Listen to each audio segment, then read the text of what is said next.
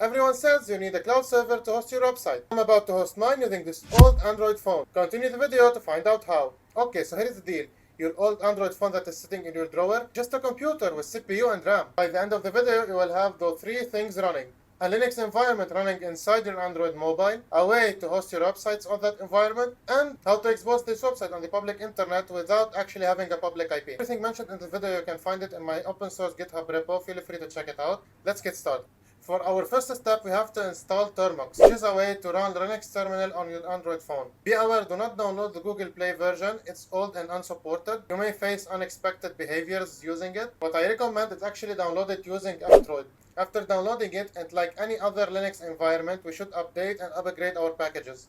In Termux, we use package like, for example, apt in Linux, Debian, or Ubuntu. Here is where it gets interesting. Termux on its own is decent, yet it's not a fully working Linux system, so we install Debian on top of it, using proot-distro. After installing Debian and logging in, we should actually update the packages like we did in Termux, since it's a different environment now. After everything is set up, we should have a working Linux environment on your phone.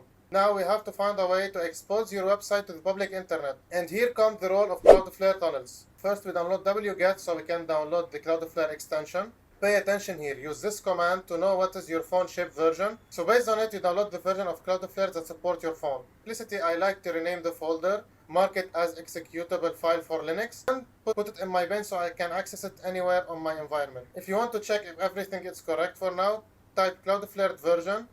After that, you can proceed to download GitHub, Node.js, or any tool you need to host your website. So now let's go to the Cloudflare tunnel setup. First, we need to register our domain with Cloudflare.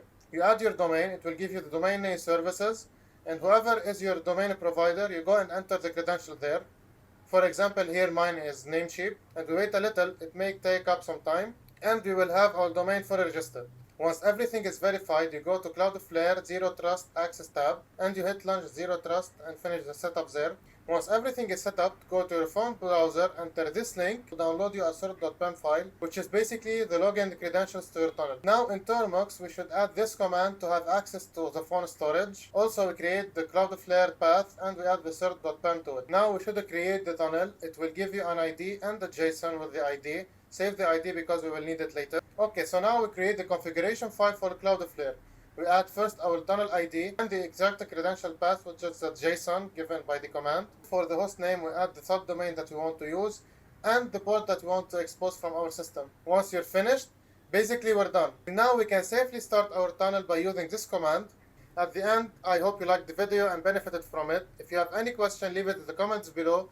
Or again, you can check my GitHub repo. I will leave it in the description. Bye.